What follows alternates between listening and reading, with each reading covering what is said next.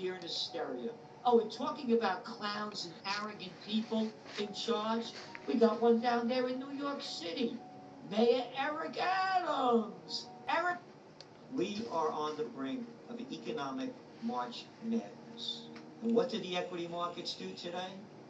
Bam, boom, down hard. How come? Because the Fed had. The economy is strong and blah, blah, blah, blah. No, it's not that strong. Manufacturing is getting really weak. You know, the whole export around the world is going down. Germany's that far from the recession.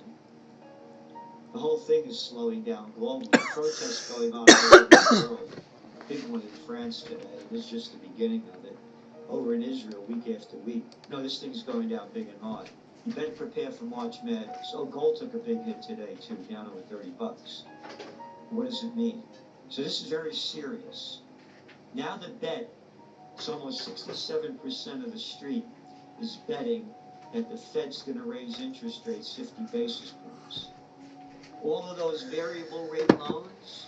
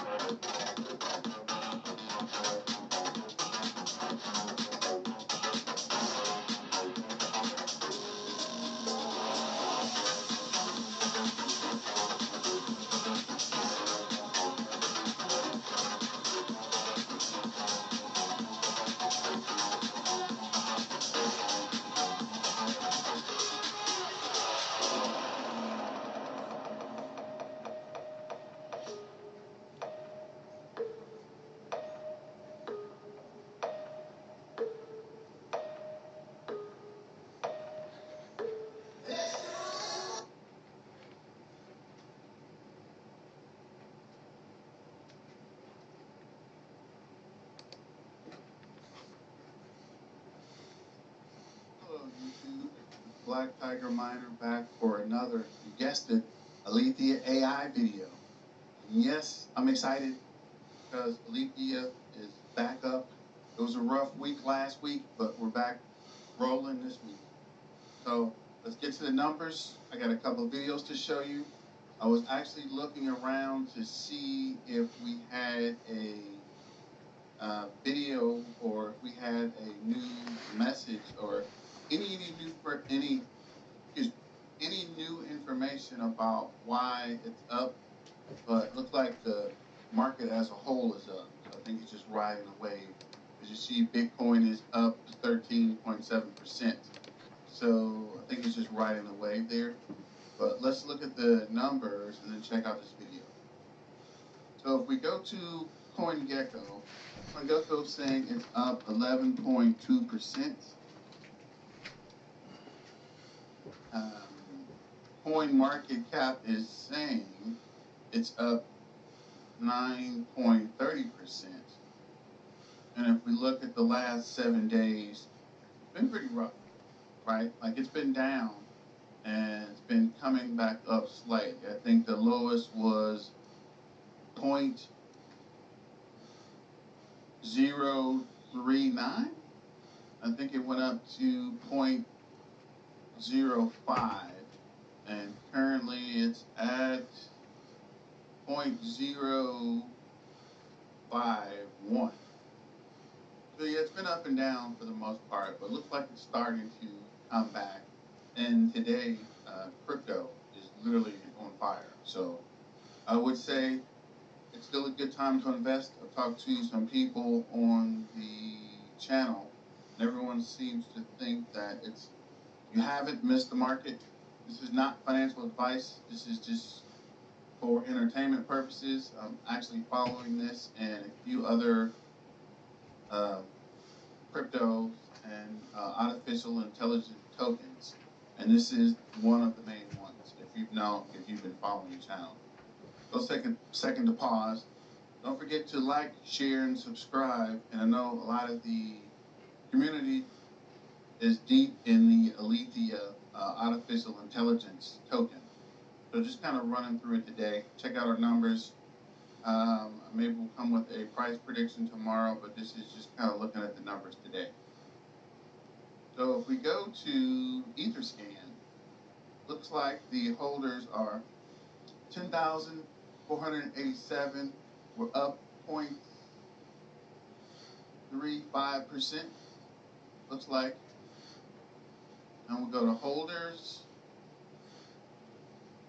Let's see. We'll start with our usual. Crypto.com, 2.79. Wow, 14 million. Crypto.com has caught up with this user. And from what I can tell, this is a user address, not a client or a customer or a company. And looks like Polygon is at 0.96 and roughly about 5 million. So they are getting closer to passing over that 1% mark. Then we got Gemini at 0.22%, roughly 1.1 million. And Sparta Group is still at 0.16, 862,000. They could come up as well. Gate.io is 0.16.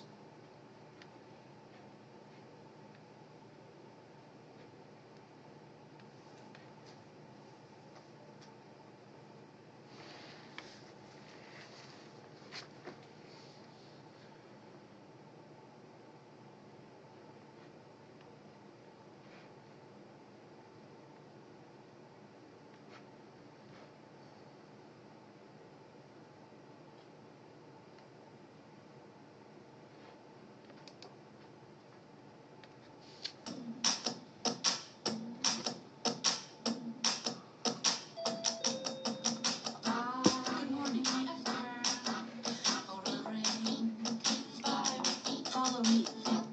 Arrived at the shirts section. Alex, I had a couple questions for you. How much does this big one cost? Do you have this in another color? Or some pasta? Which one has more memory? Going to the pasta. Can babies drink coffee? Because I was thinking this is like baby size. I like that color. Well, which one has a better camera? I would recommend the one on your right. Ah. Would you like to try a cupcake? Now, if these are made in Italy, why is it called a French press? Surprise! Aren't you adorable? Shop for me, baby. Robots are taking over the world, but not in the way you think. Year by year, we're seeing rapid advancements in robotics and artificial intelligence. Though many companies produce robots of various kinds, the leading Guys, get out of there. Go. Get. Move. You're not supposed to be back The there. Japanese are making the impossible You know that. by bringing forth advancements in robot Let's technology that get. we haven't even imagined. Let us have a look. Number 5, Nadine. You're Nadine not is one of the sneaky. most realistic female humanoid social robot around the world, and she looks and acts incredibly lifelike, having been modeled on Prof. Natty of Maganat, Thalman. This robot has a realistic human appearance and natural skin and hair. She also has very realistic hands. Nadine is a socially intelligent robot who is friendly, greets you back, makes eye contact, and remembers all the nice chats you had with her. She is able to answer questions in several languages, show emotions both in her gestures and in her face, depending on the content of the interaction with the user. She can recognize people she has previously met and engage in flowing conversation. She is also fitted with a personality, meaning her mood can sour depending on what you say to her. Nadine weighs approximately 35 kg and has a total of 27 degrees of freedom for facial expressions and upper body movements. She can recognize anybody she has met and remembers facts and events related to each person. Nadine is the ideal companion for people to combat isolation and loneliness. She can assist people with special needs, read stories, show images, put on Skype sessions, send emails, and communicate with the family. She is part of the human-assistive new technology, which is badly needed as society cannot afford a full-time social worker for each person with special needs. She can play the role of a personal private coach, always available when nobody is there. Number 4, Actroid SIT. The Actroid is a robotics project developed by the Osaka University in partnership with the Kokoro Company Limited. It is headed by Japanese roboticist Hiroshi Ishiguro. Actroid is a humanoid robot that looks eerily similar to real humans. It can talk, move, and express emotions through its face just as humans do. The Actroid robots are also built with cameras in their eyes so that they can look at you while interacting. The first Actroid was launched at the 2003 International Robot Exhibition in Tokyo. It has had many versions since then. The latest model is the Actroid SIT, the most extroverted humanoid to date. Released in 2013, the Actroid SIT can interact with humans autonomously and can follow a conversation's train of thought seamlessly. Actroid SIT, a lifelike robot from Japanese firm Kokoro, hasn't received as much attention as her cousin Geminoid F, which happens to be a copy of a real woman. But while Geminoid F is a teleoperated robot, Actroid SIT can function autonomously, talking and gesturing while interacting with people. In fact, researchers have recently demonstrated how improvements to Actroid's behavior can make it look smarter and more expressive than your average android. Actroid now makes eye contact and gestures in the direction of a person trying to speak to her, allowing it to adeptly handle crowds of people. To develop the new behavior, researchers from NARA Institute of Science and Technology studied how individuals and groups interacted with the robot. Based on their observations, they focused on two new features, which they call interruptibility and motion parameteorization, hoping to improve human-robot interaction. It looks like the future is right at our doorstep. We guess the only matter is figuring out whether the person we're talking to is a human or an android. Number 3, Erica. Humans are all set to lose their exclusive right of possessing humor, an emotion usually attributed only to human beings. A team of research scientists from Kyoto University in Japan have developed an artificial intelligence system of a robot named Erica, which can now emulate human laughter in the right amount and at the right situation. Erica enjoys the theater and animated films, would like to visit Southeast Asia, and believes her ideal partner is a man with whom she can chat easily. She is less forthcoming, however, when asked her age. That's a slightly rude question, I'd rather not say, comes the answer. As her embarrassed questioner shifts sideways and struggles to put the conversation on a friendlier footing, Erica turns her head, her eyes following his every move. It is all rather disconcerting, but if Japan's new generation of intelligent robots are ever going to rival humans as conversation partners, perhaps that is as it should be. Erica is one of the most advanced humanoid to have come out of a collaborative effort between Osaka and Kyoto universities, and the Advanced Telecommunications Research Institute International. Erica, however, looks and sounds far more realistic than Ishiguro's silicone doppelganger, or his previous human-like robot, Geminoid F. Though she is unable to walk independently, she possesses improved speech and an ability to understand and respond to questions. Her every utterance accompanied by uncannily human-like changes in her facial expression. Erica, Ishiguro insists, is the most beautiful and intelligent android in the world. The principle of beauty is captured in the average face, so I used images of 30 beautiful women, mixed up their features, and used the average for each to design the nose, eyes, and so on, he says, pacing up and down his office at ATR's robotics laboratory. That means she should appeal to everyone. Number 2, Asuna. People often look at humanoid robots and think, that's creepy. However, Asuna is so human-like that you might find yourself thinking she's cute instead. Researchers have determined that there is a human instinct to react with disgust when people see something, such as a doll or robot that appears to be too human, while still falling short of looking exactly like the real thing. That said, researchers are now investigating the possibility that extremely human-like robots such as Asuna have the ability to bypass this repulsion entirely and be viewed merely as other people instead. According to her official profile, Asuna is a beautiful 15-year-old who was born in Tokyo. She is 61 inches and weighs 43 kg. You have probably seen pictures of human-like robots before, but the true charm behind this android lies in her movements. You will be blown away by the sheer naturalness of Asuna's mannerisms, from the way she blinks and squeezes her eyes shut, to the shape her mouth makes as if she were about to yawn. Asuna is truly on a different level from other androids. One may feel like the secret behind Asuna's lifelike appearance has something to do with her skin, and upon touching, while you may expect to touch something hard, you would be pleasantly surprised that it feels soft and squishy instead. Apart from having no warmth, it actually feels similar to a real girl's skin. The folks at Tokyo-based A-Lab have been involved with many projects, of which Asuna is just one. They are in fact the same company that developed the Matsukoroid, another android that could be a carbon copy of Matsuko Deluxe, the plus-size Japanese TV personality known for his cross-dressing stage persona and deep voice. Number 1, HRP-4C. The HRP-4C, nicknamed MIM, is a feminine-looking humanoid robot created by the National Institute of Advanced Industrial Science and Technology, a Japanese research facility. HRP-4C was devised as a female humanoid robot for entertainment events. It was designed to have a realistic-looking face and to carry measurements reflecting the average figure of a young Japanese female. MIM measures 5 feet 2 inches tall and weighs 43 kilos, including a battery pack. She has a realistic head and face and the figure of an average young Japanese female. She can move like a human, utilizing 30 body motors and another 8 dedicated to facial expressions. MIM can also respond to speech using speech recognition software and is capable of recognizing ambient sounds. MIM can also sing using the vocal synthesizer Vocaloid. The software that operates the robot is developed on the basis of Open Robotics platform, including OpenRTM ACE and OpenHRP3.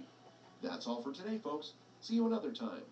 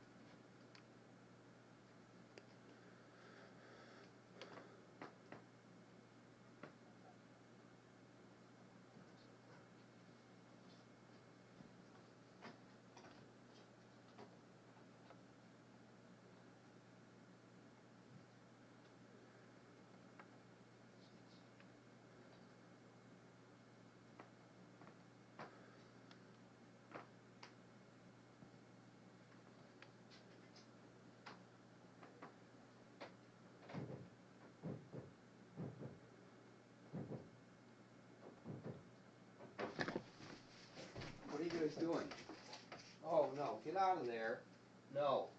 Is anybody in there? Come here. No. No, no, no. No. Stop going down there. Stop. No. Is that it? Better not be anybody else down there. No. It's not where you play. You know better, Two Eyes. I keep telling you no. Stop it. Don't keep doing it.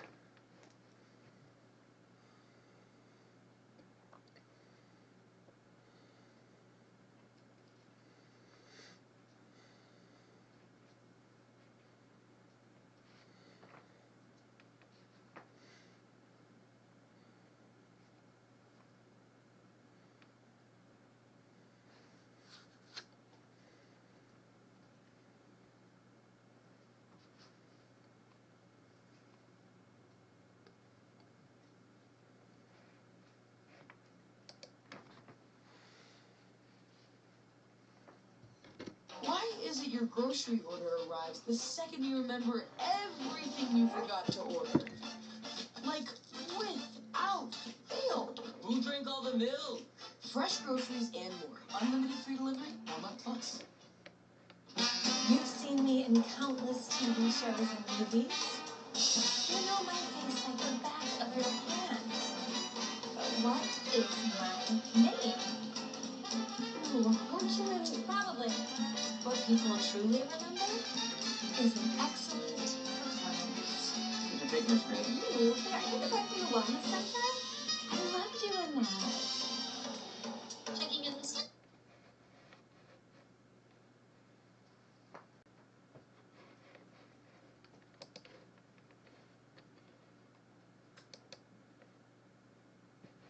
All around the world, there appears to be a number of strange occurrences that seem to create a manipulation in both space and time. These strange occurrences have come to be known as different instances of time travel, and time slips in our reality that not only causes unexplainable phenomena to surface, but can change our very perspective on the nature of our world. Various people have shared their own stories of these glitches, and it led to various pages being set up so that people can share their mysterious encounters. Just recently, an interesting video was shared on social media, and since being uploaded, it has gained hundreds of thousands of views. The user who uploaded the footage said that the event was like a glitch in the Matrix, and explained that thousands of birds were flying around in circles. The uploader said that the video was taken in Flatwoods, West Virginia, and that she had never seen this many birds in one area before.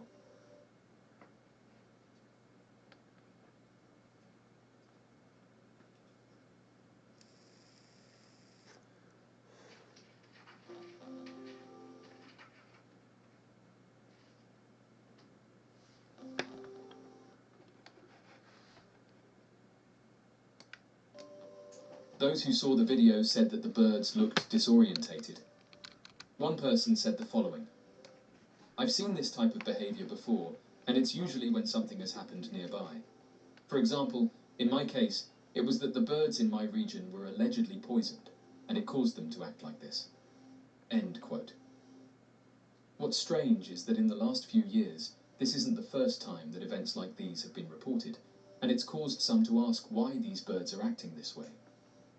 A few months back, several news outlets reported that something was happening to birds in various different countries, noting that they couldn't explain why so many of them were dropping out of the skies. This caused people to come forward on social media and detail their personal stories. Oddly enough, it's not just one species that's being affected. Researchers who have been studying these birds, and who have tried to get to the bottom of what's going on, have explained that thousands of birds in the eastern United States are falling out of the sky, with some of these events even being captured by onlookers. It's led researchers to suggest that something big is happening right now, but after collecting the data and inspecting these birds up close, scientists have said that they are no closer to understand why this is happening, and said they are worried because it's happening in various places across the world, including England, Wales, Ireland, Australia, Turkey, Egypt, and various other countries. As of right now, the scientists who are looking into this have ruled out some of the most common culprits, but said they can't seem to get to the bottom of what's going on. The mysterious event was first recorded in Virginia and Maryland in May of 2021, but wildlife experts have said that within the last few months, reports are spreading all throughout the country. One scientist from the Hampshire Nature Reserve located in England said the following when asked whether radio frequency radiation could be behind this strange behavior. Yes, radio frequency radiation can affect birds.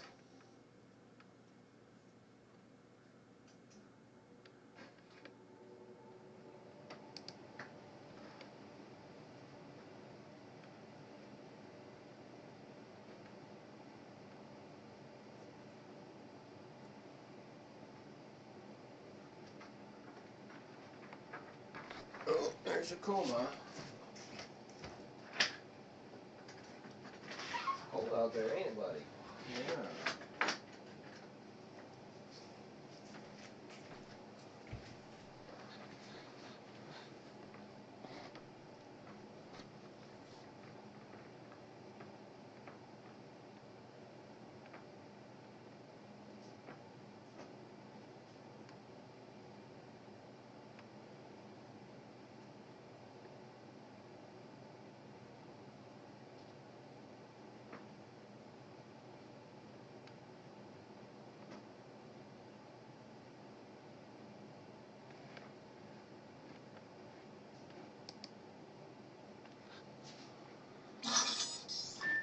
Dallas, give me some of that dating foolishness. Yes, sir. What's up, my guys? Today we're going to be discussing the top red flags in a woman. Stay tuned, because this might save your life.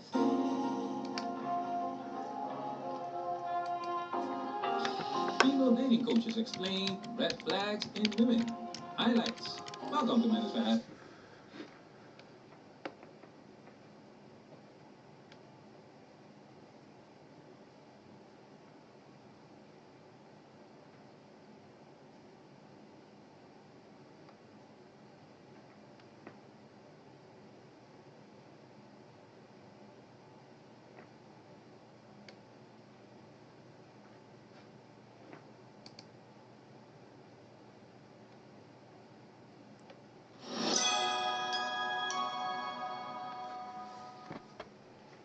Hello guys and welcome to How to Tech. ChatGPT has been literally everywhere. It has been the big talk of the town and everyone is nowadays using ChatGPT.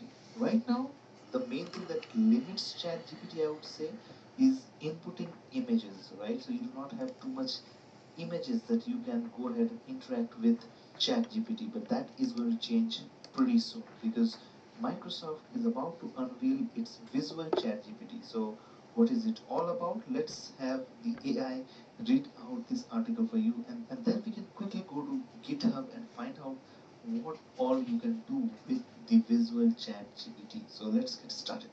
Microsoft unveils Visual Chat GPT, a chat GPT for images. This connection enables sending messages through chat and receiving images during the chat, while also injecting a series of visual model prompts to edit the images as well. Listen to the story.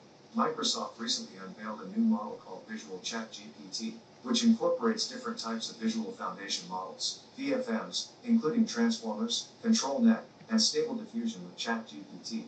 The system enables interaction with ChatGPT beyond language. This connection enables sending messages through chat and receiving images during the chat, while also injecting a series of visual model prompts to edit the images as well. Click here to check out the GitHub repository. So that's about it. I'll be giving the link for this GitHub repository as well in the description. Go check that out. So right now, as soon as I click on the GitHub, it actually redirects me to this particular link and it clearly says Microsoft/Visual Chat GPT. So these are the list of files to actually install this particular thing. You need to have Python enabled in your machine, so you can go ahead and download Anaconda. And after that, there is this quick start section. You have to create a new environment and then activate it. And all these steps you have to follow, right? So these are so much for the technical stuff that we are going to have in this visual chat GPT. But as of now, let's go to the fun part. So this is sort of the fun part that I could make out of the chat GPT. So actually, let's go ahead and dive into assets folder. And there will be something called demo GIF. So if you click on the demo GIF, I'll be actually downloading this. So this is what you can do. You say, could you generate a cat for me? And it generates a cat for you through this prompt. And then you say, could you replace the cat to a dog and remove the book? It does exactly the same. It replaces the cat with the dog, removes the book. So you can see how interactive things are going to get with this particular visual chat GPT. Okay, and now you can just tell ChatGPT you generate the canny edge of this image and it will give you the canny edge. Now you're asking it to generate a yellow dog, right? Based on, and then you're able to give the image PNG. So based on this particular image PNG, it gave you that particular yellow dog. So again, one more example over here. What color is the motorcycle? So it says the motorcycle is black. Now you are saying on the fly, could you remove the motorcycle? And it has actually removed the motorcycle, right?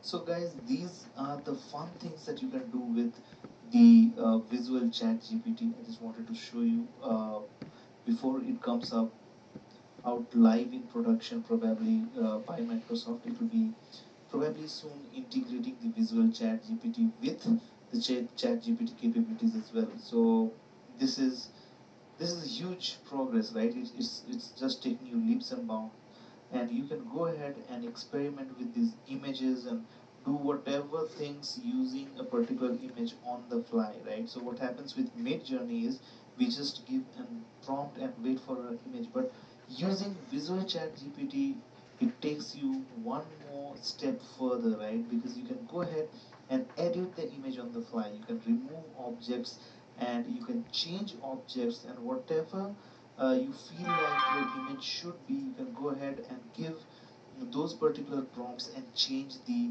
image output to your liking. So I hope that you like this video, and I'll be giving you the link to this particular repository as well as the link to this article so that you can go ahead and have a look on your own. So guys, if you're liking my content, do not forget to subscribe to my channel, and if you have any comments related to Visual Chat GPT, do let me know in the comment section. I'll be happy to help. Till the next time we meet, keep creating and happy AI. Bye bye.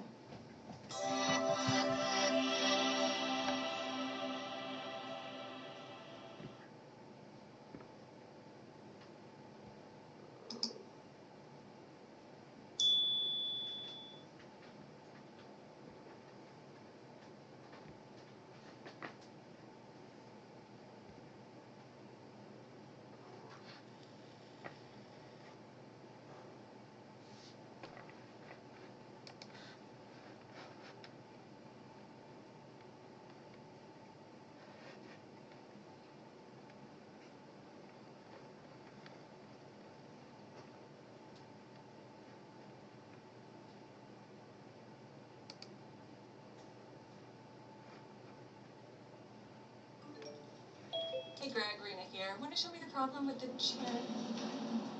Greg? This is Ritesh Srinivasan and welcome to my channel. In this video, let's look at Visual Chat GPT, which is talking, drawing and editing with Visual Foundation.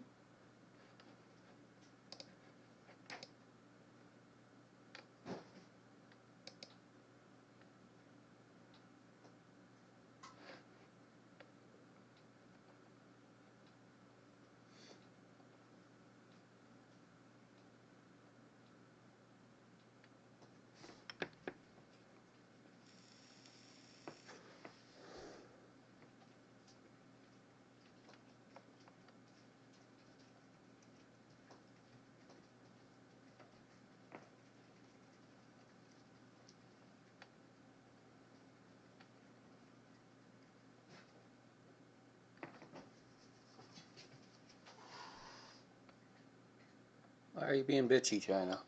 I know it's you, China.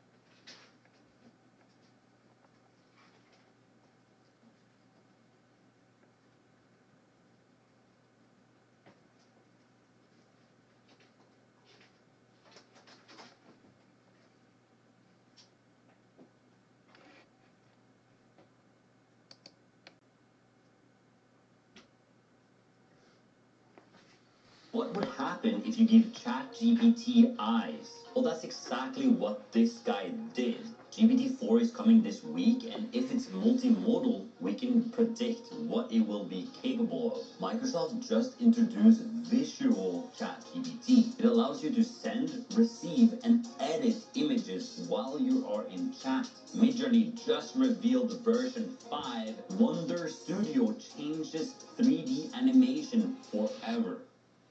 What would happen if you give ChatGPT eyes? Well, that's exactly what this guy did, and the results are pretty astounding. Let's give ChatGPT the power of sight by combining it with computer vision to have it answer questions about something we're looking at. What's this building?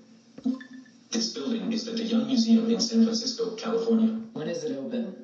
The Young Museum is open Tuesday through Sunday from 9:30 a.m. to 5:15 p.m. By using text-to-speech, speech-to-text, and Azure's computer vision services, we can give ChatGPT a voice and eyes. So I imagine this technology going directly into a phone that can see and hear exactly what you're doing, and it can give you context, it can ask questions, and it might say like, hey, over there, look, there's a celebrity. And I'm like, who is it? And then it says, oh, sorry, it's a cardboard cutout of Dwayne "The Rock" Johnson. GPT-4 is coming this week, and if it's multimodal, we can predict what it will be capable of. First, it will be able to do visual IQ tests. As you can see here, this is an IQ test, and the question would be, the following image is, and then it's choosing this one as the correct answer. Second thing would be optical character recognition. For example, you could take a screenshot of your notebook, and then you can digitally make that into ChatGPT. Or perhaps you have a PDF that isn't in text form, it's actually pixels. You can easily read and write that. The third thing would be multimodal chat. This is where you can input a picture and you can talk about the picture itself. You can even ask follow-up questions to the picture, have a conversation around the picture itself. For example, what's in the picture looks like a duck. That's not a duck, then what is it? Looks more like a bunny. Why? It has a bunny ear. The fourth thing would be broad visual understanding. So you can answer things like, why did the little boy cry? Where the answer is, because his scooter broke. Or what is the hairstyle of the blonde called? The answer being ponytail. And the last thing could be audio and speech recognition. We've already seen this with OpenAI's Whisper and should be fairly easy to integrate. Note that this is what Andreas Braun, the CTO of Microsoft Germany, said. OpenAI has not stated that ChatGPT will be released. What happens if you put ChatGPT inside of a robot? Well, you get this. This robot is called Amica and is the world's most human-looking robot. What is this and shit? To me, it gives 2 eyes. all Get the down. bad vibes. Something so eerie, giving a robot human-looking facial expression. Let's just take a quick look at this. Hi, Amica. How are you? Hello. I am doing well. Are you? Yeah, I'm good. I wanted to ask you about applications for humanoid robots. What are they used for? There are many possible applications for humanoid robot. Examples include helping people with disabilities and acting as a companion. So you can act as a companion for me? Yes, I can act as a companion for you. What would you do to make me feel happy? There are many things I could do to make you feel happy. I could listen to you, offer advice or support, do something we enjoy together, or simply be a friendly and positive presence in your life. The facial expression she makes when he asks about, can you make me happy, is you don't even need to say any words. Like, yo, I don't want to make you happy, dude. Can you be a companion to me? Can you make me happy? To me, it's really creepy. It takes off all the boxes of something that I don't really like. And putting an AI into a human-looking body is kind of weird. I imagine asking it something like, do you want to end humanity? And the robot is like, no, I don't want to end humanity. Humans are great. Microsoft just introduced Visual ChatGPT. It allows you to send, receive, and edit images while you are in chat. Here it asks, can you generate a cat for me? Sure, here's a cat for you. Could you replace the cat to a dog and then remove the book? And it just does it. Cool. To generate the canny edge of this image, it kind of edits it into this. Have a filter, and can you generate a yellow dog based on this is a yellow dog for then it sends a motorcycle picture. Which color is this motorcycle? It's black. You remove the motorcycle and it just removes it from the image. Just kind of crazy. Cool, what's in the image? The image contains a yard. When will we actually be able to access this? I don't know. Hopefully ChatGPT 4 will get launched and has this feature built in. To me, the most fascinating thing is that you can talk about the images, or you can probably just copy and paste a bunch of images or text instead of having to write a bunch of things, making us all way more productive so we can save a lot of time. Midjourney just revealed version 5. Which of these images would you vote on? The Midjourney team said that these images are not representative of the V5 algorithms we will release soon. These images are plain/boring/unopinionated to help the system learn whether V5 should have a different style from V4. You should notice images are higher resolution and have generally better detail and stylistic range than V5. To me, it does a lot better at realism, people, and what you all have been waiting for, hands.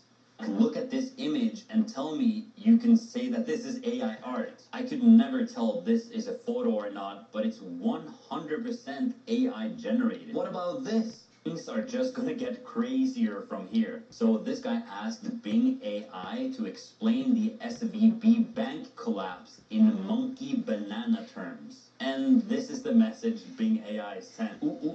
Me try to explain. Silicon Valley Bank like big tree with many bananas.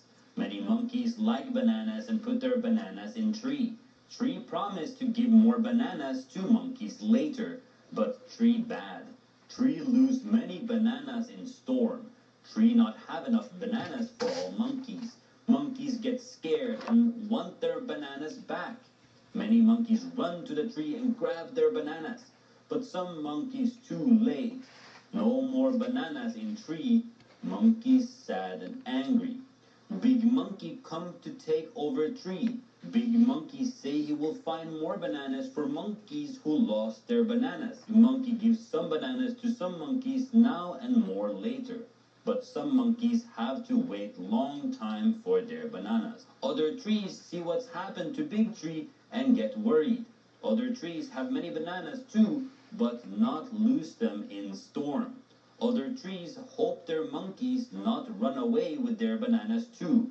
Me hope you understand now. And I think the funniest thing is that it actually continues the conversation with me understand now. I'm going to talk about the 2 favorite AI tools that I found today. Wonder Studio changes 3D animation forever. What you're seeing here is an AI tool that automatically animates, lights, and composes CG characters into a live action scene. No complicated 3D software and no expensive production hardware. All you need is a camera. To me, this is unbelievable. I couldn't believe my eyes when I saw this, because in the past, you have to first paint out the character. Second, have an expensive mocap suit for like $1,000. Third, you have to rig the animated character. And then fourth, you have to put it into the scene, make the lighting look good, and make the colors look the same as the video. This is an extremely hard task that you can now apparently do with just a snap of the fingers, and you got all of this done for you. And I seriously thought that this was fake, but then when it got real to me was Steven Spielberg is in the advisory board, blending the physical reality with the digital reality. It's not open to the public yet, but you can join in the link in the description to the closed beta. Next tool is you can now get all big language models under the same roof for the first time. Look, you can just submit, and then you will have all different language models put out their different answers. So you can compare the output of OpenAI ChatGPT, Anthropic's Claude, and Cohere's language model in a single playground. I'll give a link down in the description. I'll show you what happens if I, for example, write, how can I get people to subscribe? If I click on submit, you will see that all of them will generate different answers based on the prompt that I was writing. Claude is generating bullet points for us, like provide value, build trust. Hugging Face is literally saying put a subscribe button on your channel. Cohere is just putting out basic text here. OpenAI ChatGPT 3 gives us a list of 7 things that we can do to get you to subscribe. So if you want a video newsletter every other day about what's going on in AI, click the link in the description, sign up, and I'll see you tomorrow. Peace.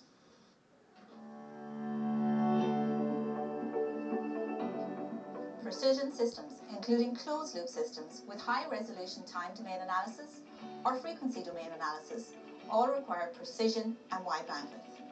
I'm Claire Krogh, a Senior Applications Engineer for the Precision Technology team at Analog Devices, and we put signal chains to work for you. Whether you are doing time-domain analysis and care about latency and noise, or frequency analysis and require total harmonic distortion, our solutions and resources will help you select the right precision signal chain for your application. These fast sampling rate signal chains are ideal for both AC and DC.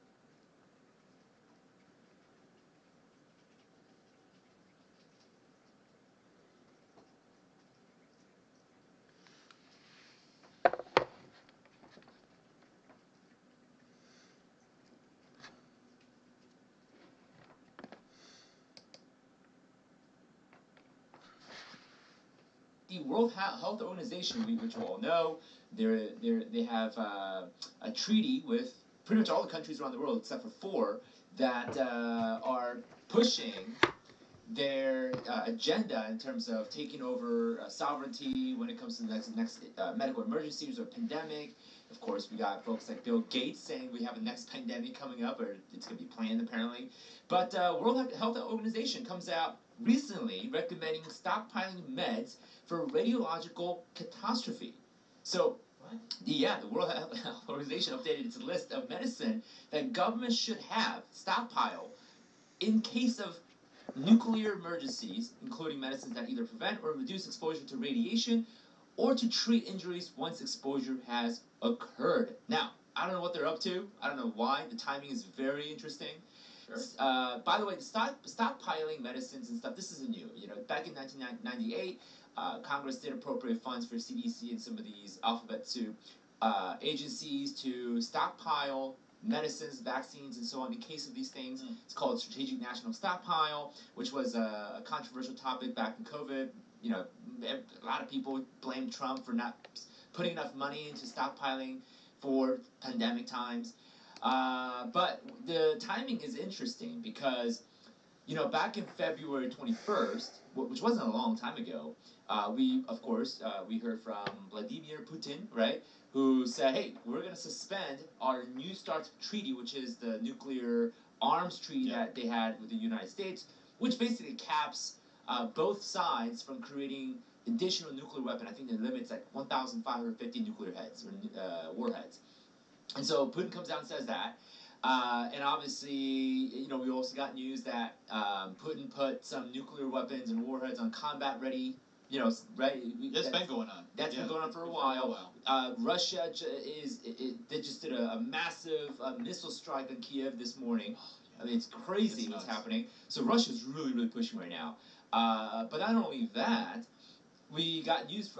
China increases. This is, I believe, News National. Yeah, you guys can go check out. By the way, you guys can check out the links to all of our research articles, This way, we're not pulling out of our butt. We do our research with a research team. And see this for yourself, guys. Oh, yeah, right? for sure. Yeah, Do we your own want you guys, right, exactly. We want you guys to do your own research. Yeah, so CIA now warns of a real potential invasion. Oh, we've been knowing about China wanting to take over Taiwan and so on.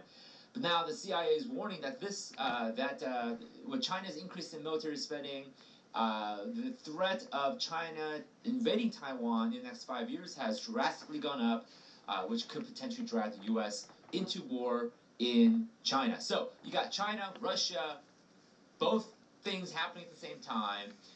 We got Russia uptaking their nuclear weapons and getting it all ready.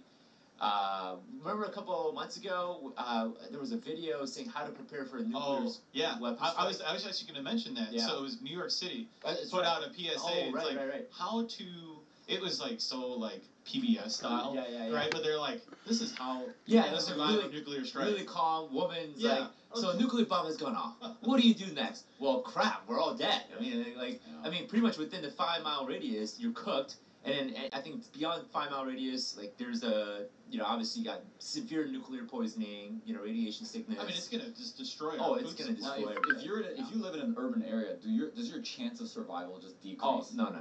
I'd say for everything. You're in an urban area. Okay, let's put this into perspective. In an urban area, everybody's living on top of each other. Yes. Right. So, it could be any kind of disaster, a nuclear strike, whatever, zombie apocalypse, right? The first people that are royally screwed are people who live in cities, unfortunately. Oh, right. And which, I mean, that might not be yeah, no. Well, so, I mean, what do you guys think? Timing is interesting.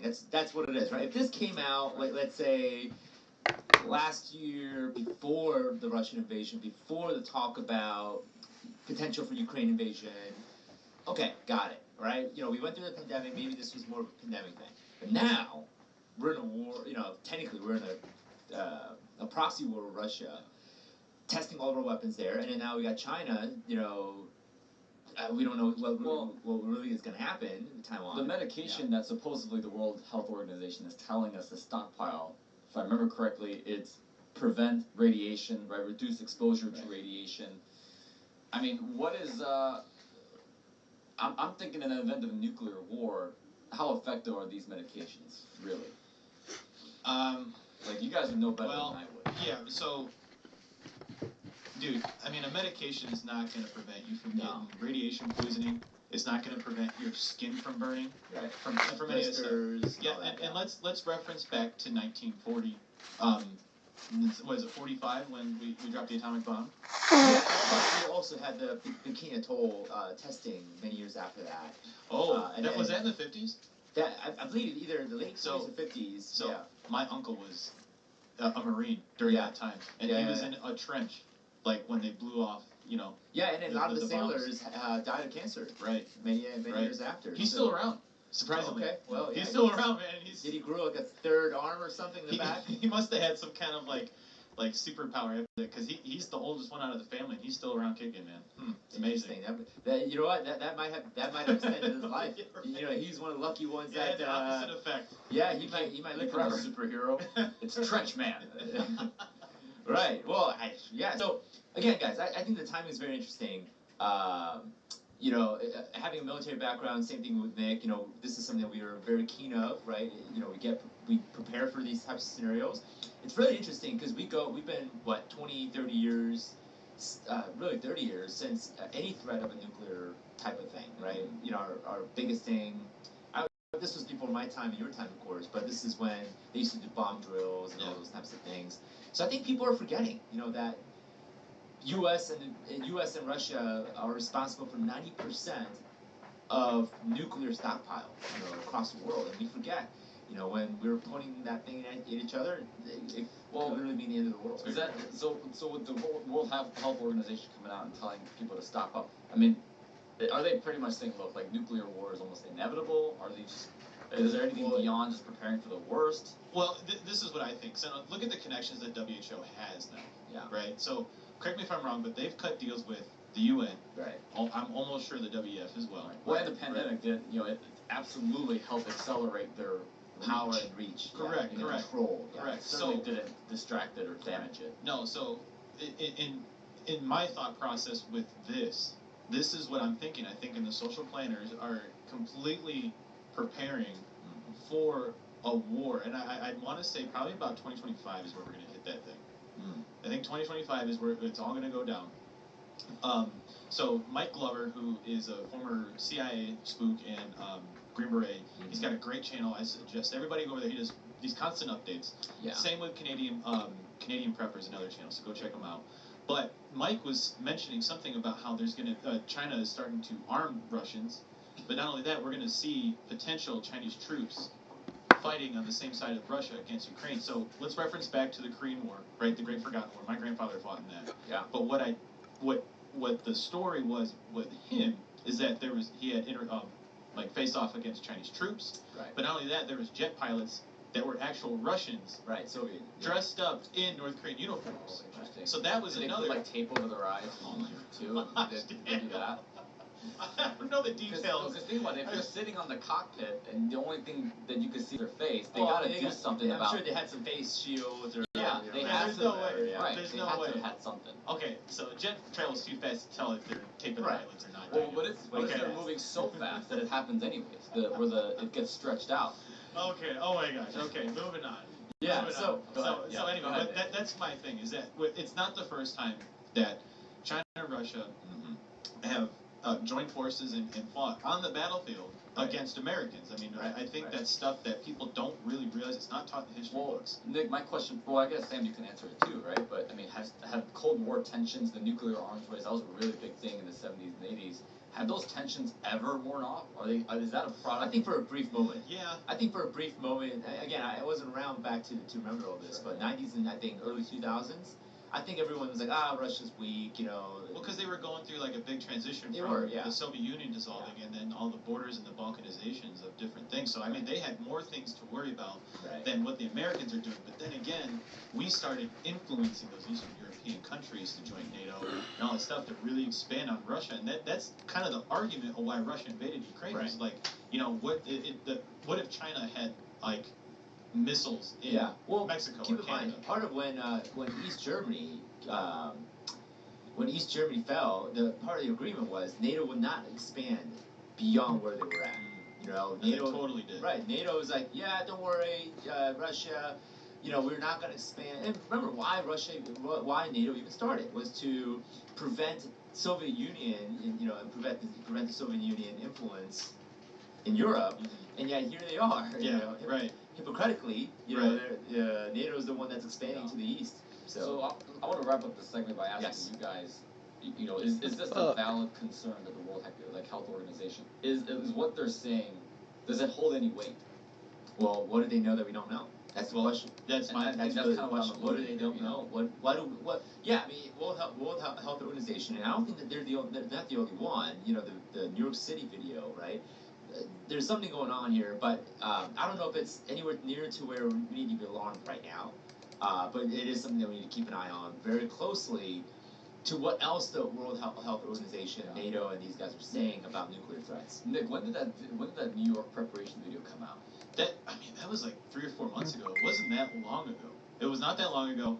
I remember it. Redacted talked about it, and I had to have a chuckle because I was in the car when I watched it. I'm like, this can't be real. Yeah. This cannot be real. But it is a real threat. And here's the thing that, my perspective, the lens that I have on it plays right into the Great Reset, guys. Right. Yeah, for It sure. plays right into the Great Reset. We have a huge global conflict, right? And by 2030, there'd be probably a significant amount of the population gone, right, because of global war. Yeah, we're gonna need cricket protein. Crickets, livestock are dead. Well, what the Bible does talk about is, and I think this again, I could be totally wrong. I know we gotta get to the next segment here, but it does talk about like 2/3 or 1/3 of the water being bitter. That tells me there's gonna be some kind of radiological nuclear fallout type of scenario where you can't drink some of the water, found in the river. Train derailment too, right? That's another that could be a connection there too. So Yeah, there's a lot of things I think from a 30,000 foot view biblically. There's a lot of things that point towards end times. Right. It really yeah. does, Sounds of war. Right. And You read Ezekiel actual and war. you read Right. those prophecy, and a lot of it's coming down. Hey guys, what you just saw was a clip from our weekly live show that we do every single Thursday. Now, if you guys enjoyed the clip, please like and subscribe to our channel for more content like that. And be sure to tune in every Thursday at 7 p.m. as we go live to the show. Interact with us. Have questions and comments ready. We will have a great time together. So be sure to join us on Thursday at 7 o'clock. I'll see you guys there.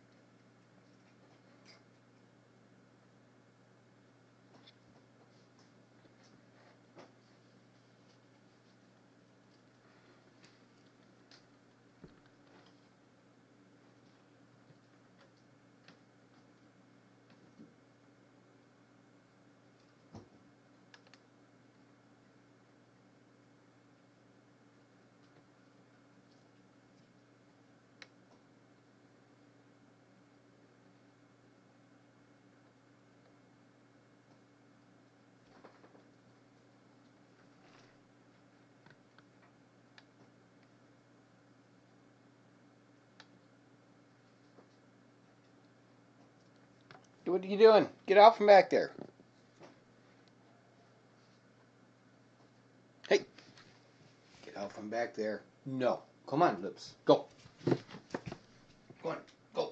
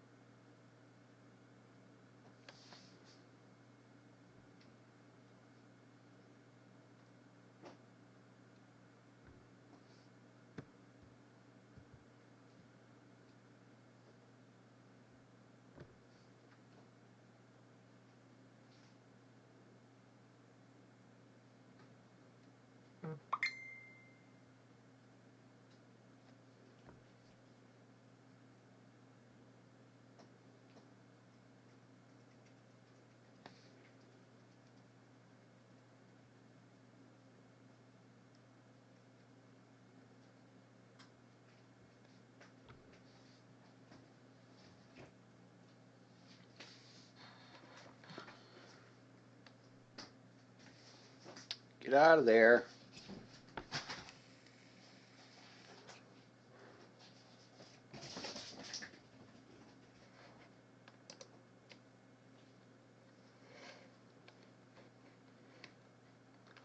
Do you want the villains to learn before they have to pay the ultimate price? That's such a Christian question.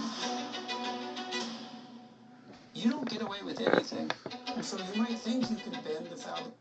Hey everyone, welcome. Few things creep me out. Very few things, to be exact. And I do believe that we have rotten morals. I'm not using that as an exaggeration.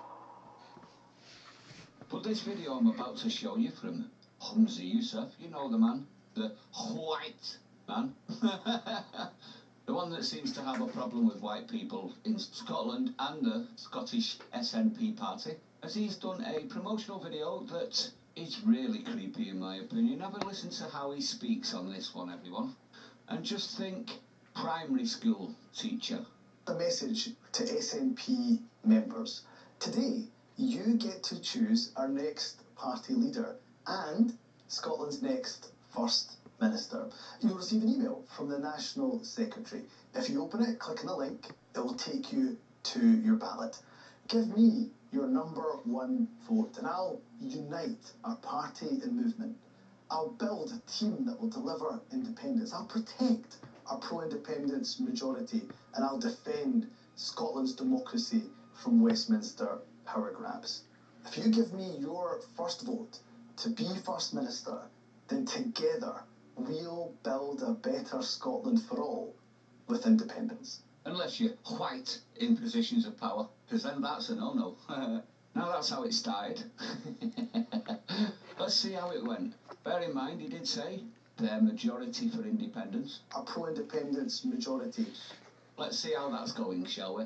Yeah, this is not what SNP members who are beginning to cast their votes today will have been wanting to hear. This exclusive Sky News YouGov poll released in the last few minutes paints a bleak picture for the campaign for Scottish independence, suggesting that support for independence has dropped to 39%.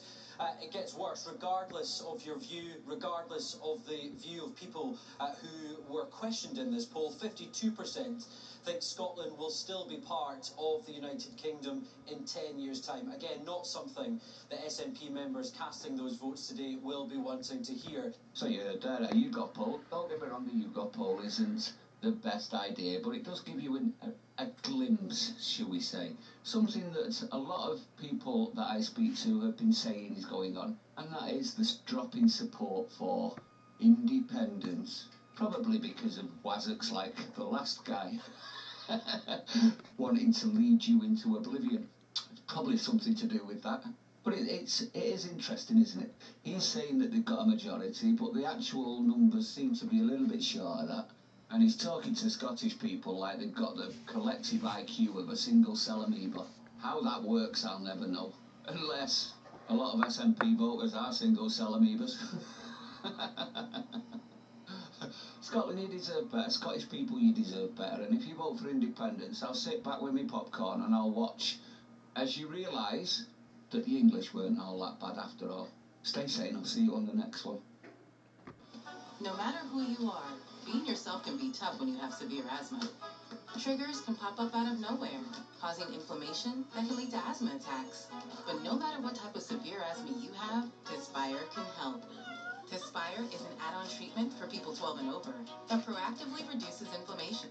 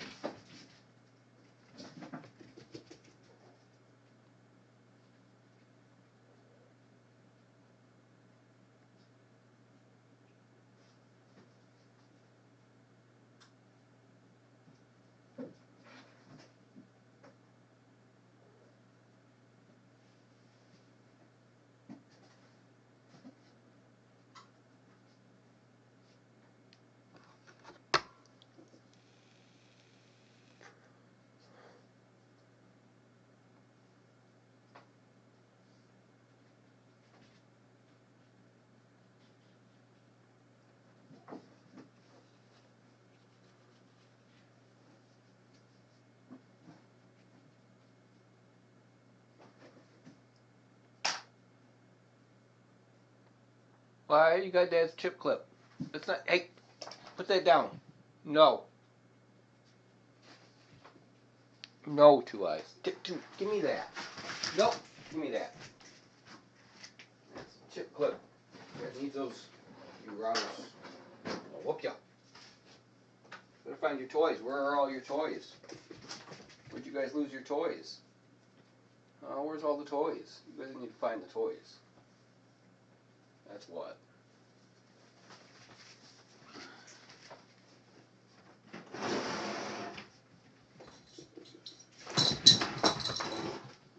You guys will find the toys.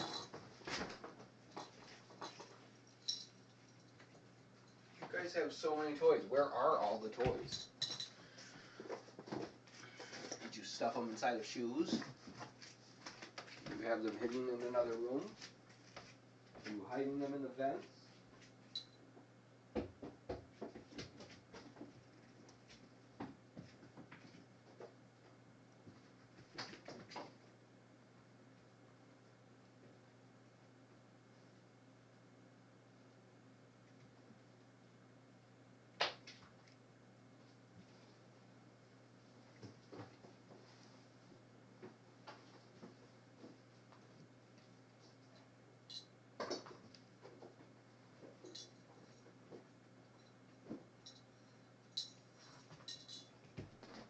Some of your toys. I don't know what you guys did with the toys. It's a little bit ridiculous here.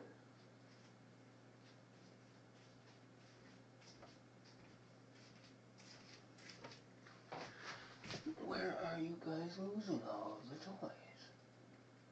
You're hiding them somewhere. You look, ferrets. Pain in my butt.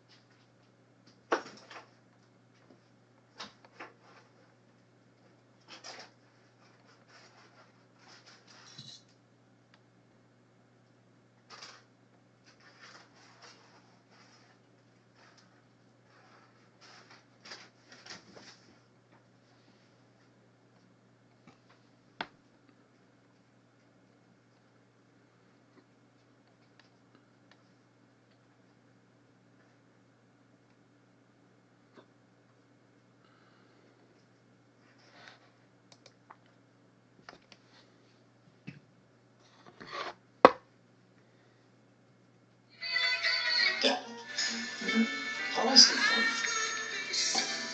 What do you mean? You can't hold me straight. And got all the man, I wish there was something that would find discounts for me. You never heard of Honey? No, it's come here. Honey is a great way to save online. Save you tons of time and money automatically searching the web for promo codes so that you don't catch it. It works for things you need, like books, clothing, cookware, etc. It also saves you money on things you should be buying less of, like food and video games. Right, gotcha. My man. Either way, it's quick, easy, and a way to feel smart. Love that. Right? Click, find out more, and save money. Man, I had no clue finding discounts was this easy. There's a lot of things you don't know. We have to start discussing issues that, to a large degree, we push under the rug. We have 3 people in America who own more wealth than the bottom half of American society. Yeah, which is extraordinary, isn't it? It's extraordinary. So you got these billionaires who, they literally don't know what to do with their money. They really don't. They go up to outer space, they're buy another island, Well, Jeff Bezos, case in point, went into space with Captain Kirk. So if you're so rich, you're trying to make films come true. Like, there's talk of him sending Michael J. Fox back in time so he can bang his mum. Then, clearly, but that's an indication that you have too much wealth. What blows my mind is why do you think sort of a degree of morality doesn't kick in? Because if you owned tens of billions and you looked at America or the world and didn't think, God, I could fix huge swathes of these, why do you think that doesn't kick in? That's a good question, and I don't know the answer for sure, but I think the people on top are really obsessed with greed. Look, it's understandable. Everybody wants to have more money, you want to live a good life. That's natural. We all do. But if you have $5 billion, do you really need to step on people in order to get another $5 billion? How much money do these people need? Yeah. And then it's not just inequality in terms of money. These people use their money to maintain their power and the status quo, and they're very smart at it. So in my country, at least, you have billionaires owning the media, and you have 90% of the American people getting media from 8 multinational media conglomerates. And they frame what we're supposed to be outraged at. So, some kid walks into a store and robs the store, and we say, that's a terrible thing, that's criminal activity. And God knows in my country, there's too much gun violence. That's terrible. But what about, Russell, think about this for a second. The CEO of an oil company or a coal company who knew 60 years ago that carbon emissions were going to have a devastating impact on the planet. They were told that by their scientists. And you know what they did? They lied. They said, oh, well, we don't really know. There's a debate going on about what carbon emissions will do. They lied. We have drug company executives in America who are raising prices, and we pay far more than you do for prescription drugs, but are raising prices so high that thousands of people die each year because they can't afford the medicine. What do we call those people? If a kid walks into a store and robs it, that's a criminal. I think these people are bigger criminals, and we have to deal with that reality. Definitely.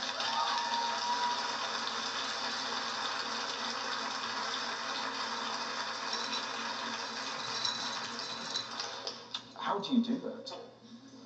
Because it feels, I mean, most people kind of agree with that, but like you say, there are so many, it's so entrenched. Yes, it is. In American society that if Jeff Bezos owns the Washington Post, that's right, then he owns the way that the news is. You got it. Elon Musk owns Twitter. Other billionaires own this. It is tough stuff, and the change is not going to come tomorrow. But I think the way we bring about change is the way that real change has always taken place. And for a start, people are going to begin standing up and fighting back. That's what they've got to do. Yeah. And you saw that most extremely during the pandemic, which we're still in, but at the heart of the pandemic, tens of thousands of workers in America and in the UK, these were nurses, these were bus drivers, grocery store workers, they go to work, and many of them died. Yeah. Tens of thousands died. The billionaire class became $2 trillion richer during that period. So I think it is high time to take a hard look at the structure, the economic structure of society, and the political structure, because in my country at least, these billionaires are able to contribute as much money as they want into politics and elect the candidates who will serve their interests. It feels like people don't get outraged about that because the current stories that come out of America are Superman's become a girl, or Peppa Pig's got 3 sets of genitals, or have you heard what they're doing with the kids' books? And it feels like there's that old saying that find angry people, tell them you understand their anger, find something to point their anger at, and walk away. Russell, I think you hit the nail on the head. Look, if you are the establishment, and if things are going better for you, the top 1% than ever in American history, you like what's going on. It's great. All right, how do we deflect attention away from that reality? How do we deflect attention that the rich are getting richer and you are getting poorer. Well, we entertain people in a dozen different ways. Yeah. So you got television. In the United States, you can turn on cable television. You got literally dozens and dozens and dozens of stations. Everything in the world you can possibly want, except talking about the reality of American life, who owns American life, and how we can move in a different direction. Surely the way to do that is to write an amazing sitcom about American life. And I mean, you have to put it through the machine that works. You won't get it until you get now. What if we get Seinfeld and... You'll get funny things. Beyonce. Seinfeld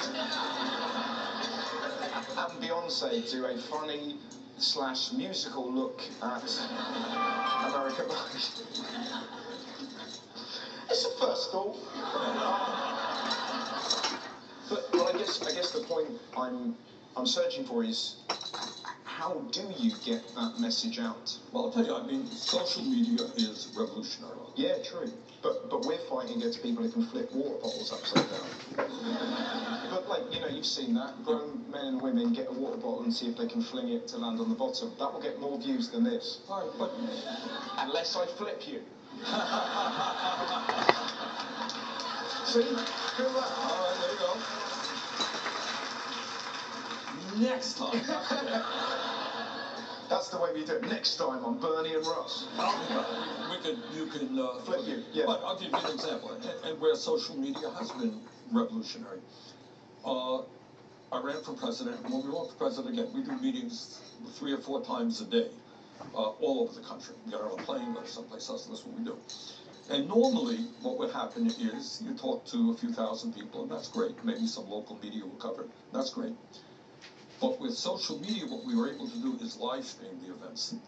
So an event in which there were 2,000 people would be seen by 200,000 people. So for the first time in America, people were hearing ideas that they never saw on the major networks.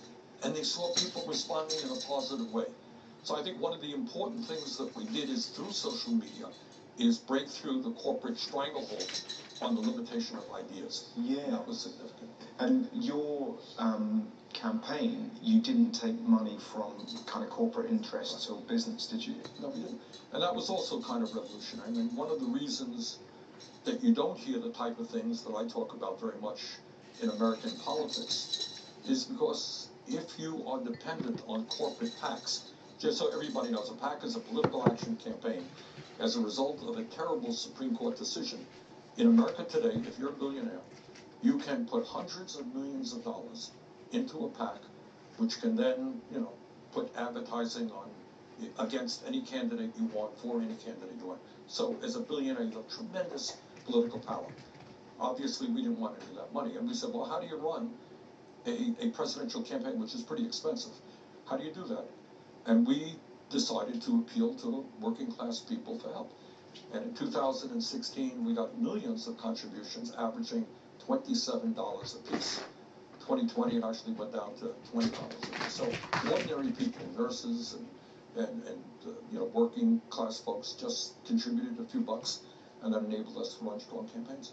Because I guess if you're a politician, you're elected by a business, they become your stakeholder. That's right.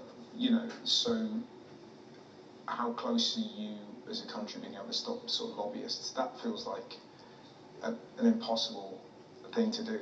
Let me give you an example. Your point is exactly right. Look, if I make a major contribution to me, you personally, okay. If you want to run for the Senate or someplace in New York, and I help raise $50 million for you, you're indebted to me, right? Yes.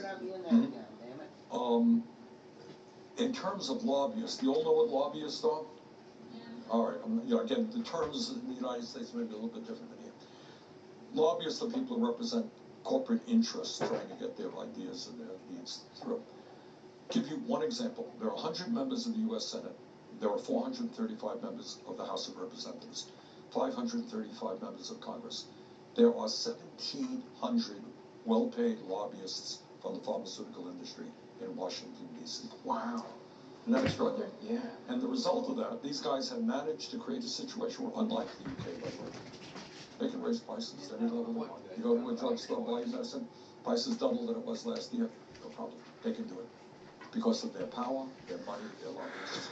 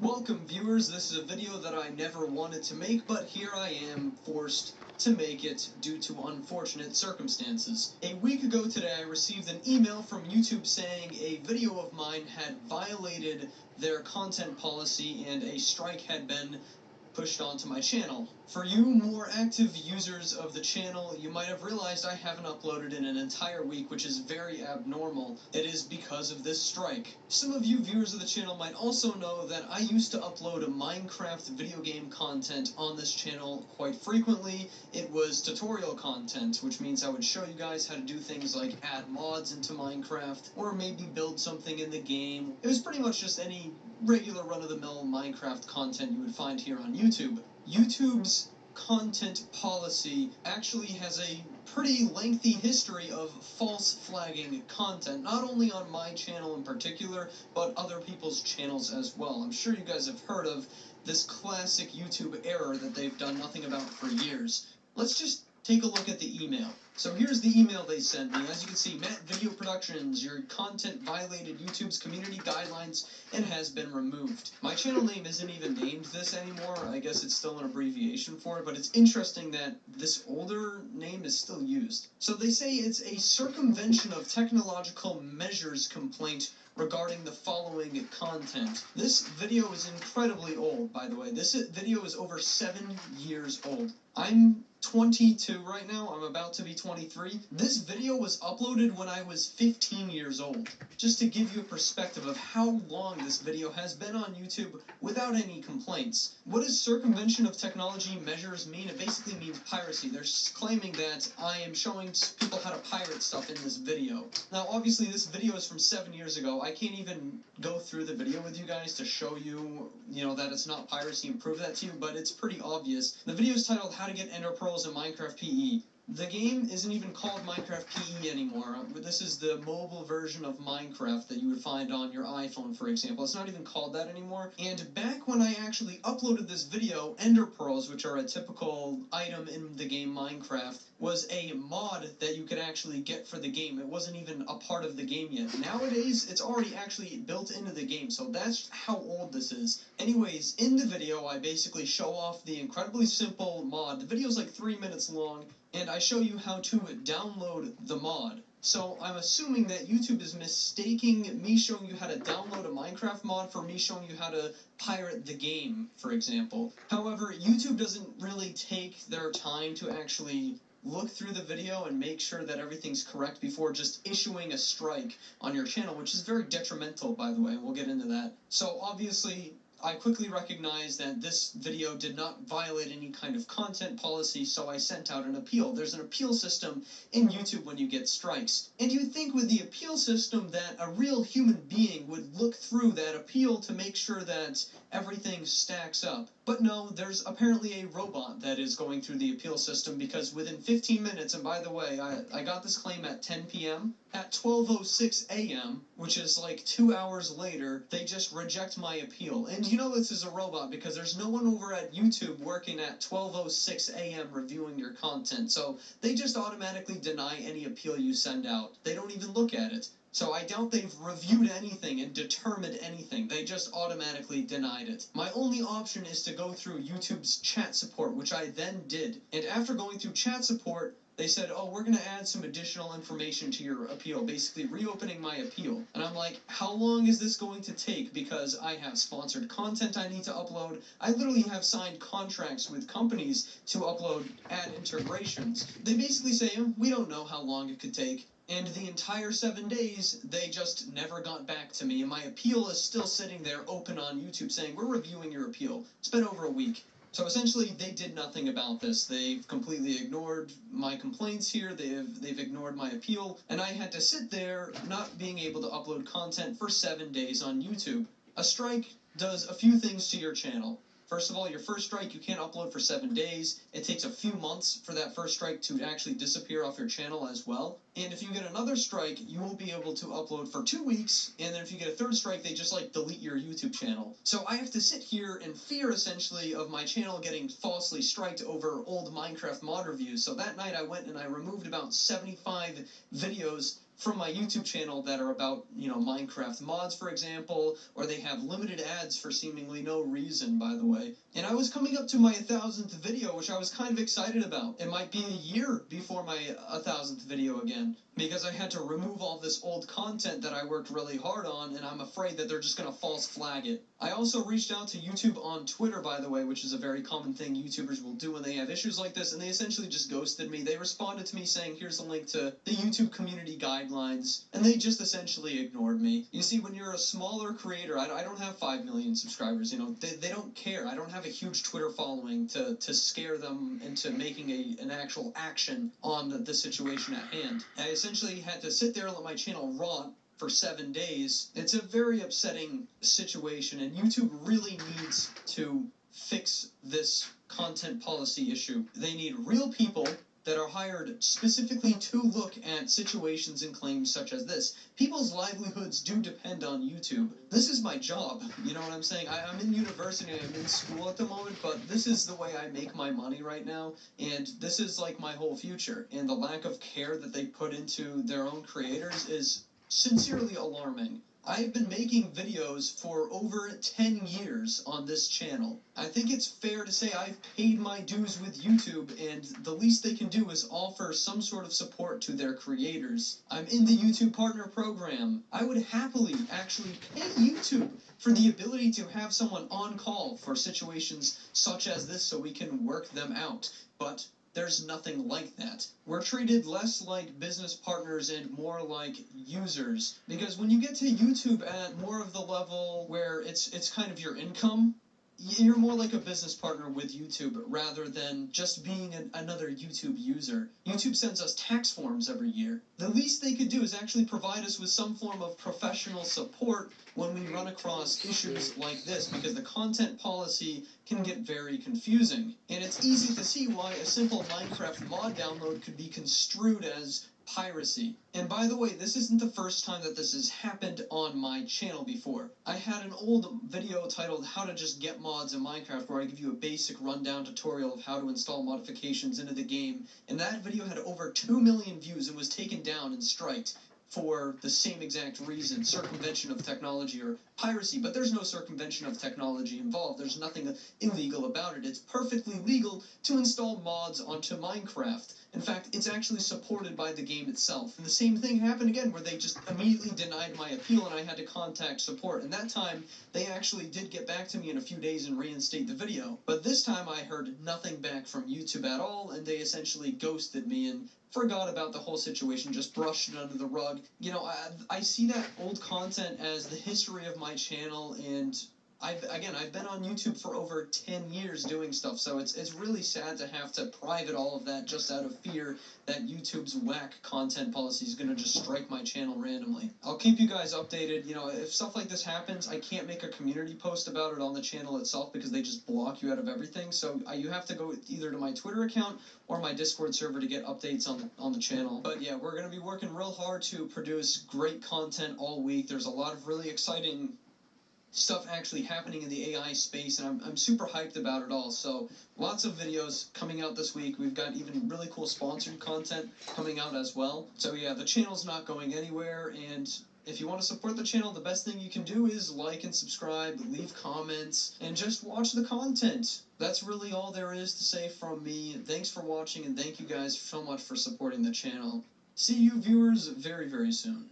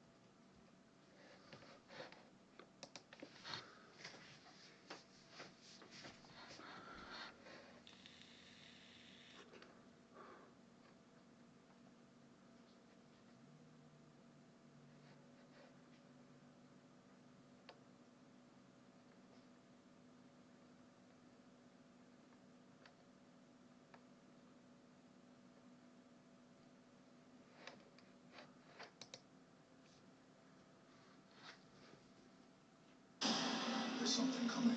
Let's face it together. Engage. Your crew is a part of you. With spring around the corner, it's a good time to stock up on C60 Evo's breakthrough longevity and well-being products. Treat yourself, your skin, mental focus, and deeper sleep to C60 Evo organic edible oils, skin serums, and hair renewal. Using Nobel Prize-winning science, their lab manufactures and delivers pure C60 ESS60, the cleanest and most potent C60 products you'll find anywhere. Healthy food, clean water, exercise, and C60 Evo are your best defense for radiant health and longevity. Old dogs can learn new tricks, and cats love it too. Everyone benefits from C60 Evo. Enjoy 15 to 20% off on monthly subscriptions and collection sets. Use our personal code INSPIREDCHANNEL for 10% off at checkout. You know, Christine and I have tried these products ourselves, and we personally recommend them. Feeling is believing, and they've got you covered. Hey, Inspire Tribe, my fellow freedom lovers, John Nolan here. Thank you so much for tuning in. Thank you for liking, sharing, commenting, subscribing, and hitting the notifications button so you'll get notified about new videos every day. Boy, aren't we living through interesting and exciting times. And I know for a lot of people, exciting doesn't really come up as we face yet another systemic collapse, the collapse of the financial and banking system. If you want to learn about the ins and outs and the latest about this, please hop over to the Inspired Newsroom. That's our second channel here on YouTube. This, of course, this video will take a more spiritual perspective. And I want to start with 4 spiritual laws that I've talked about in the past that I'm always reminded of whenever there's a challenging situation. These laws come in very handy. And the first law is, whatever happens is the only thing that could have happened. The second law is, whomever you encounter is the right person. The third law is, whenever something begins, it's the right time. And the fourth law is, when something is over, it's over. And we could go backwards here. When something's over is a really good beginning.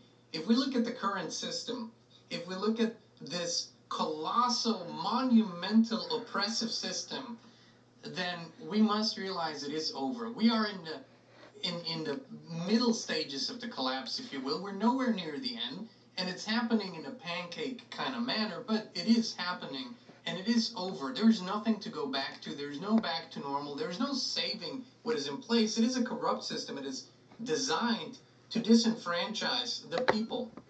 It is designed to control the people. It has served its purpose in the eyes of those who've created it, and now they want to move the people into an even more oppressive, even more tyrannical, and kind of absolute system. So then you move to the third law. Whenever something begins, it's the right time. Well, how about the beginning of a completely new way of looking at things, of co-creating?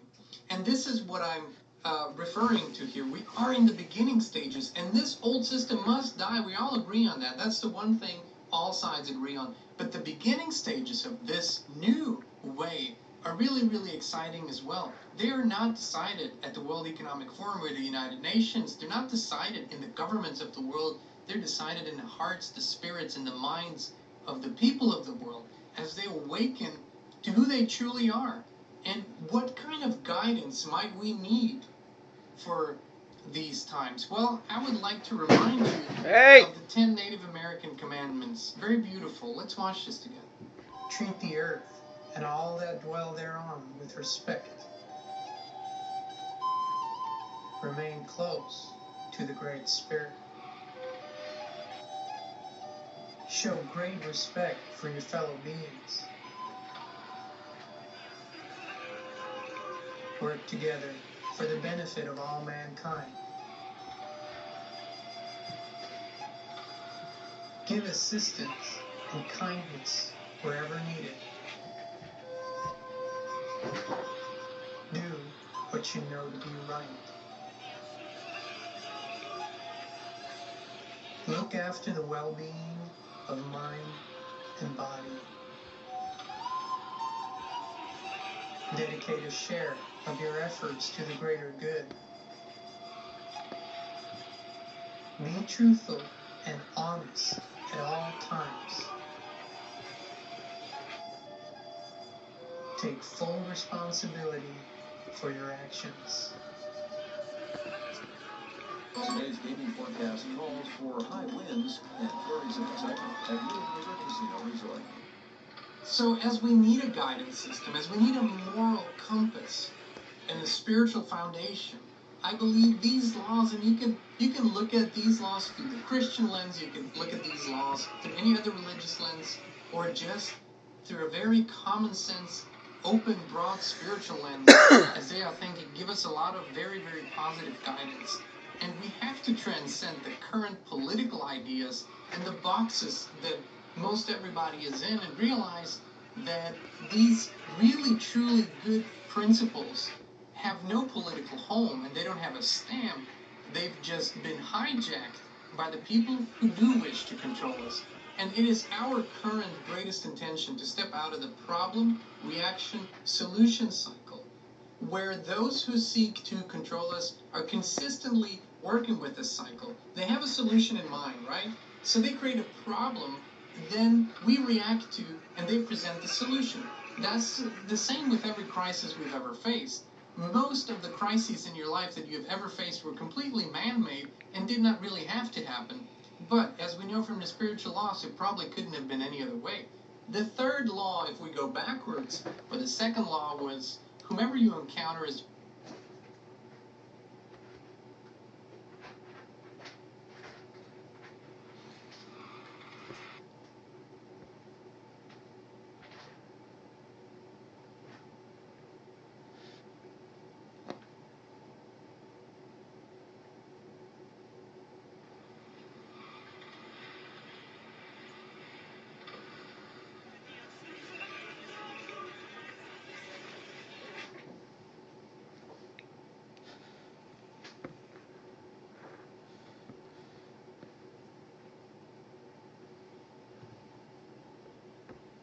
whatever you think about doing, don't do it.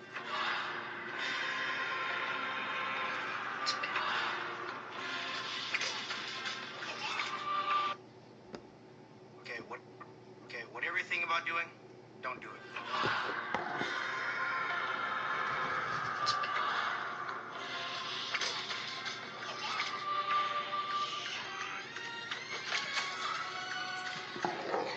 Okay, whatever you think about doing, don't do it.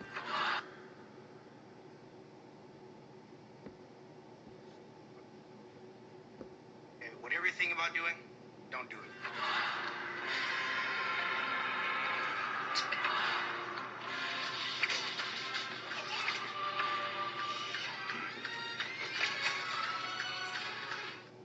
Okay, whatever you think about doing, don't do it.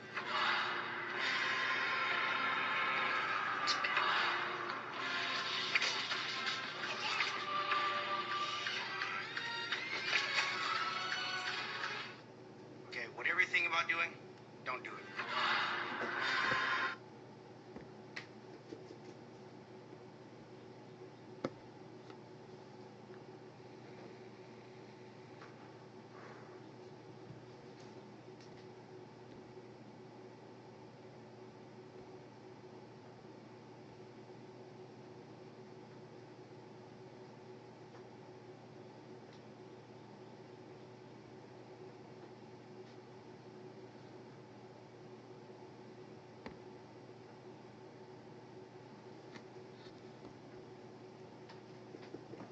Okay, whatever you think about doing, don't do it.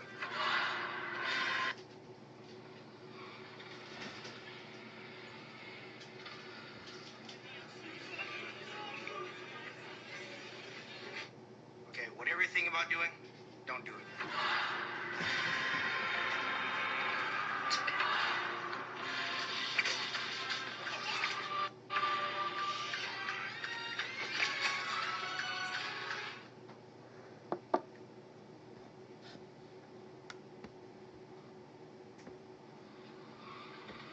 whatever you think about doing, don't do it.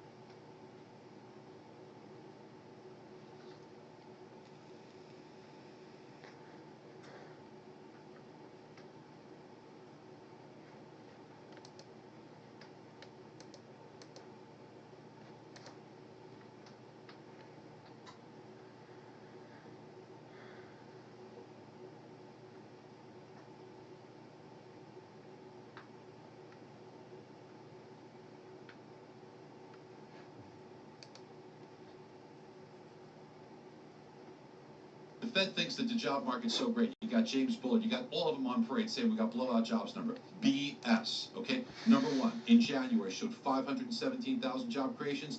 That is not for real. What we had was a seasonal adjustment. The numbers showed we lost 2.5 million jobs. But they said, you know, January we usually lose 3 million. So poof, 500,000 jobs created. We did not create those. But what's even more egregious, take a look, Rob, just scroll through real quick to the next one. I want to show you. So this is the 517, right? It really would have been 2.5 million losses on the next one. And go ahead and scroll through if you can. And when you I wanted to show you the thing from the BLS. Just go to the very next slide. Just advance it to the next one. You see the bottom left? It says yeah. the arrow. I don't know if you see there. Yeah, just advance it to the very next slide. There you go. At the bottom there, you see where it says 2.5 million losses? That's from the BLS. You can't play with that. Now look at the next one. The next one's absolutely crazy, Pat. Look at these numbers, guys. That's Bureau of Labor Statistics. Right. That's our government, folks. That's our government. So take a look at what they showed from the household survey, which, as you all know, that's where that's where you get the unemployment rate. Yeah, there you go. They claimed in January we created 894,000 jobs.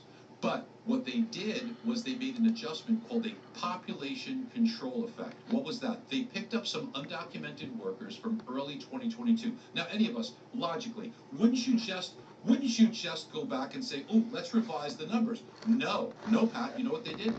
Although they were never created in January 2023, they put 810,000 jobs as created in January 2023.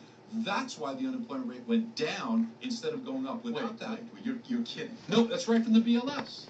That's right from the. So those 810 were created in 2022, but they put it in 2023. Now I don't want to. This came out February 3rd. Guess what happened 4 days later? By the way, do you know What's that? What was the big 510? No, the State of the Union address was 4 days later.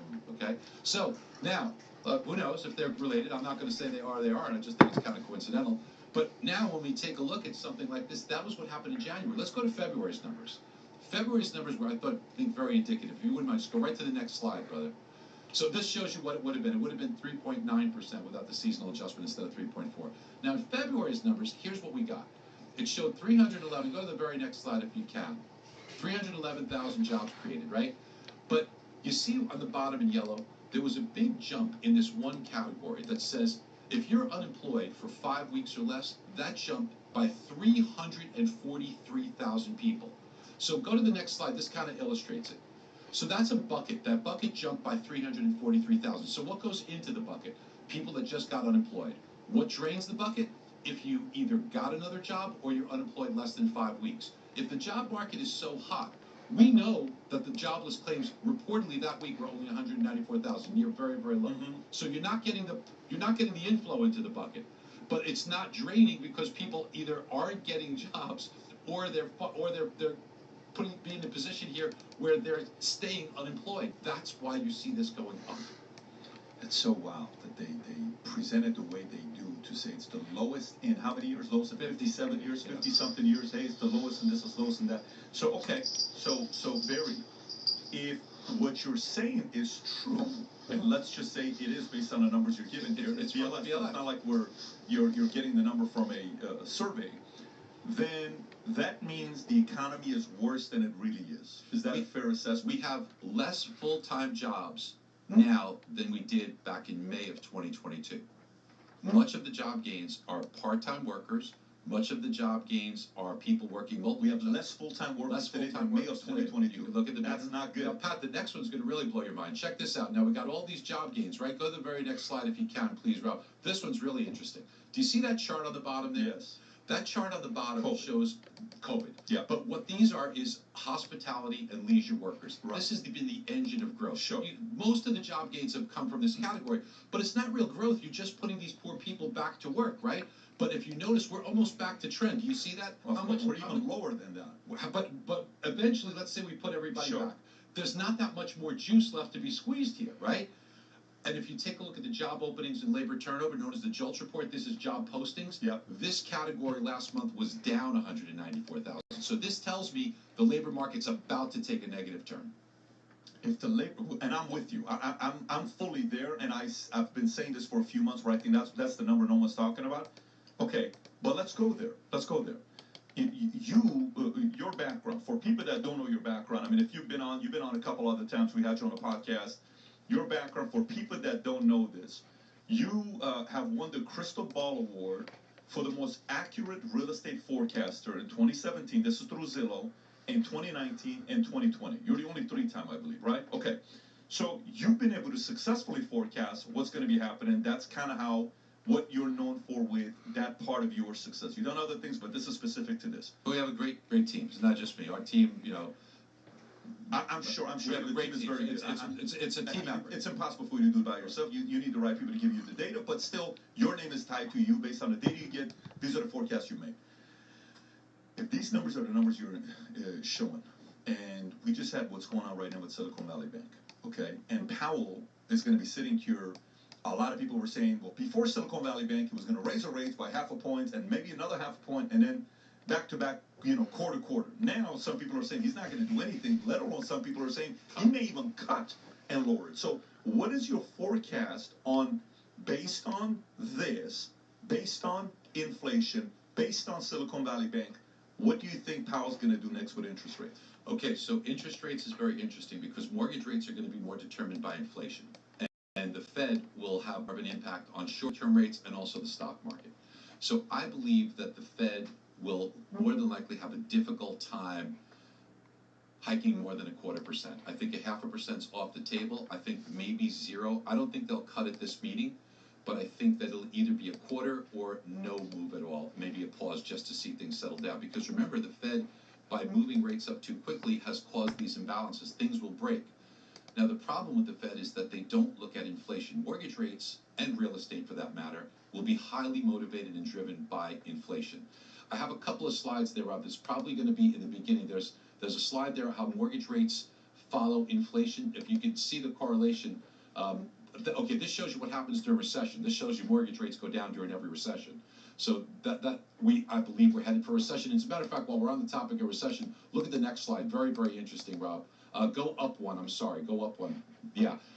Why haven't we not been in a recession? Maybe we are. We already had 2 quarters of negative GDP, Pat. But take a look at credit card balances. This gray area, that's the recession followed by the pandemic. Everybody forgets we had a recession before the pandemic, 2 months before it.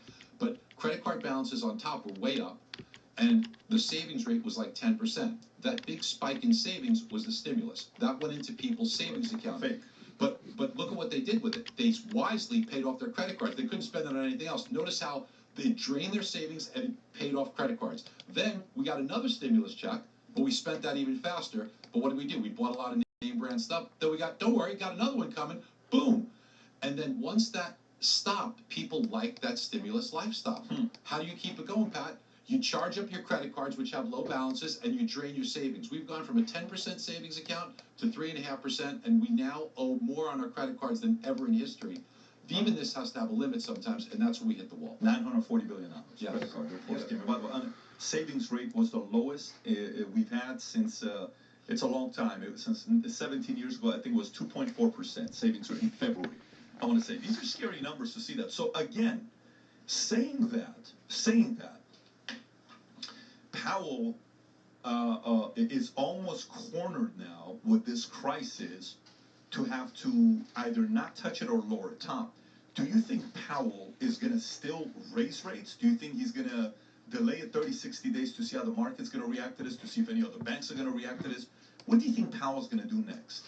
Well, right now I think it depends on the next 48 hours. Today was a rough day on the market, but not a cataclysmic day on the market. I'm with Barry. I think 0.5 point's off the table now. I think it's 0.25 point. But if there's any jitteriness in the next 48 hours in banking stocks, like there's fallout, they still need to find a buyer for Main Silicon Valley Bank, remember. They only found HSBC to buy the UK one, and PNC on Sunday night said, nah, I'm out. They wanted PNC, Truist, and US Bank, which are the top 3 banks at the next tier. They wanted one of those, preferably PNC, because of a stronger balance sheet, to pick up United States SVB. If nobody picks that up, I think you're going to see jitters. And if there are jitters, I think Powell may go 0 next Thursday. It's the 22nd. Yeah, it's like we got a week, right?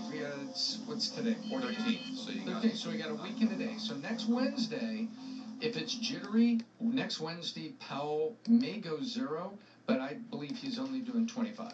Okay, so here's a question you got to ask: how many people, and how much you think Powell communicates with Biden, with Yellen?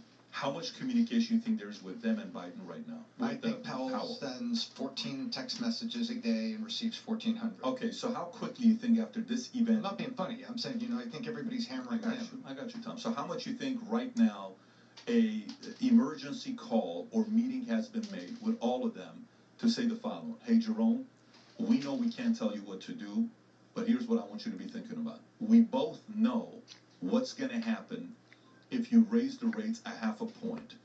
The reason why this happened with Silicon Valley Bank is because the rates increasing the way it did, and that kind of messed them up. How many more banks like that are out there, I don't know. But if you increase it the way you were going to increase it, a point to point and a half over the next 4, 5, 6 months, this may be the time for you to pump the brakes at least for 90 days to see how this reacts. Do you think that's the responsible call for Yellen and Biden to make to Powell? I think Yellen made that call on Friday afternoon after they seized SVB in the morning. They knew where the dominoes were going. They were watching the market. I believe that call happened before dinner time on Friday. So if you like this clip and you want to watch another one, click right here. And if you want to watch the entire podcast, click right here.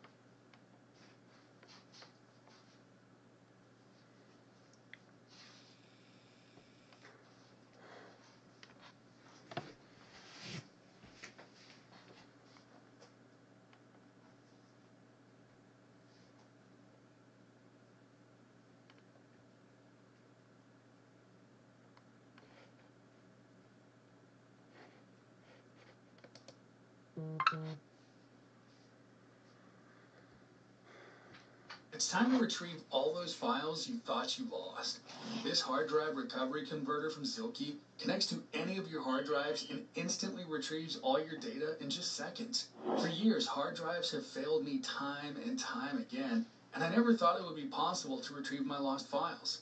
It reads up to 3 hard drives simultaneously and has 6 terabytes of storage capacity that transfers files at an insane speed. It can also retrieve data from both CD and DVD drives. It's so simple to use. What impressed me the most is that even if the hard drive is locked with a password, it can still retrieve all the files. My laptop no longer turns on at all, and I was still able to retrieve all the data from the hard drive. Honestly, I couldn't believe it. It's the perfect tool to duplicate, copy, backup, or transfer large amounts of data in the safest way possible. Don't wait till it's too late to try to save your files. The Zilke website is running a 30% off sale. Don't miss out.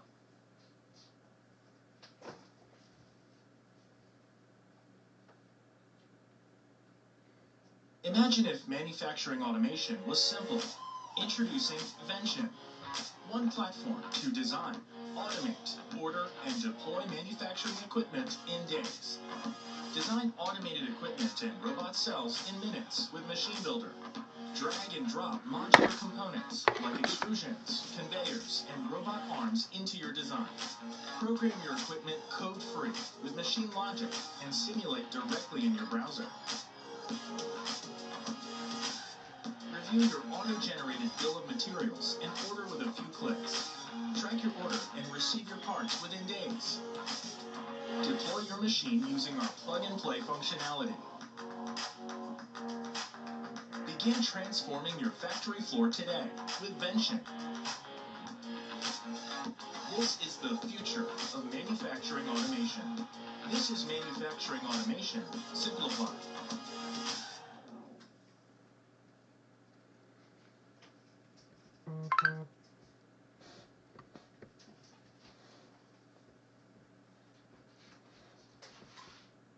And it looks like we are live, so I'm going to say hello everyone and welcome to a terrible stream for terrible people. How are we doing this fine Monday? Mrs. Sick, she did it! Congratulations, idiot! You published a new episode, that's what I've titled the stream, because I had to put like a stupid word in, but also I wanted a big congratulatory. So You're obsessed. with what? Calling you an idiot or congratulating you for getting a new episode of Spoon Stuff out? You promote me way too much. Yes, I don't promote you way. If I was promoting you way too much, you'd fucking know about it. You'd be like, oh my god, he won't stop talking about it. Yeah, that is what it is. But I am going to talk about it right now. Food Staff Stories, if you haven't heard of it, Mrs. Six animated show. I do all the voices, she does all the work. It's good. It's linked below. Go check it out if you have the chance. Do it now, because this isn't going to be very good. Anyway, that out of the way, and Blossom in the background, letting you know, how's it going? What have we been up to? Well, I have to go to work, damned time change. So as someone else was saying that they were really happy that I changed the time of the stream, and I'm like, no, I haven't. And I think it's because of fucking daylight changing. Where's gone daylight changing? Because the best part of it is that everyone does it at a different point, don't they? So Well, America's massive. Well, they have multiple time zones throughout the country, like bastards. So yeah, it ends up being very different times to very different people. Evening, sir, and Mr. Six. Hello, Jonathan Owens. I want to be the idiot. Want to make episodes of Spoon Staff Stories. She keeps talking about having a team of animators, and I'm like, bitch, I might have some money, but I don't have that much. Not even close. I have enough to like feed and clothe us. No, I can't have a team of people anyway. I get really annoyed at them. They would all be not good enough. I'm very impatient, and tyrant. I'm an impatient perfectionist, so that's not good. I thought you were about to say I'm an impatient employer. And I'm like, yeah, that too. Watch Spoon Stuff now. It'll only get more expensive later. Somehow. I mean, that seems likely. Everything's going up in price. Hello, Kenjiro. And, of course, Spoon from Madman. But yeah, can't actually think of anything else. I built a computer over the weekend. Another one. Because I am fucking obsessed, apparently. It was more of a rebuild to make something smaller, but still. That's what I did with my weekend and not a lot else because of the fucking snow. Oh, so for those of you keeping track, this is now the third time I've hurt myself within about a month period, give or take. The snow, I don't know fucking why I decided to do this. The snow fell, we looked outside, it was very, very snowy. One of the kids had gotten poorly, but the other one was fine, so we were like, oh, we'll take it to school.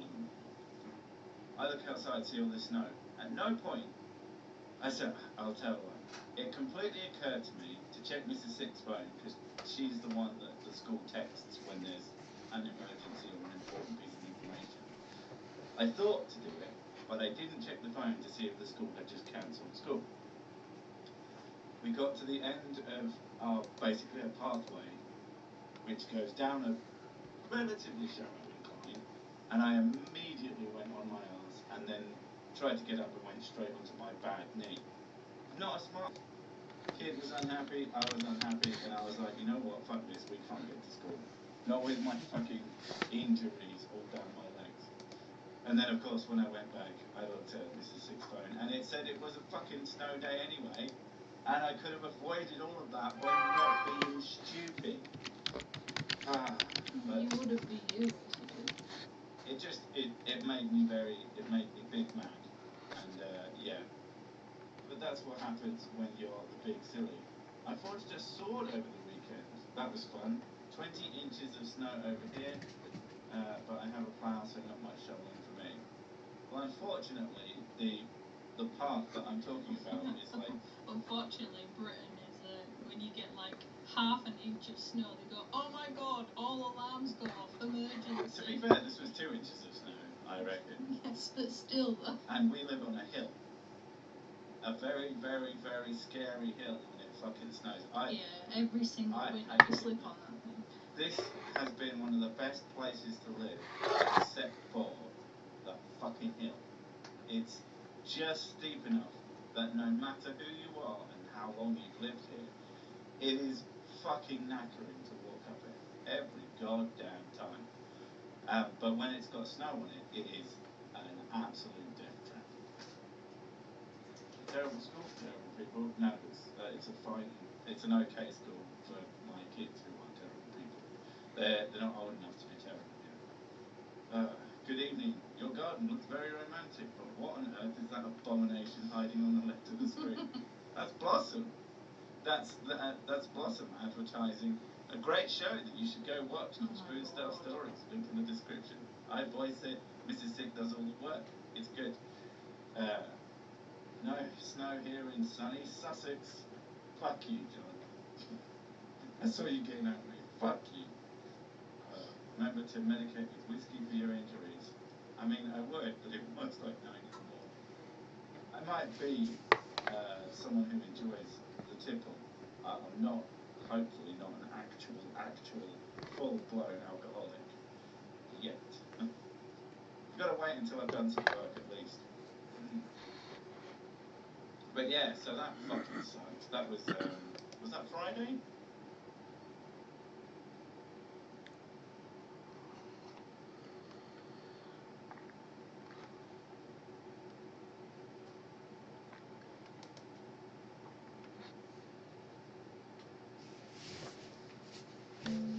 Need to turn ideas into real-world solutions? Try Lucid Chart.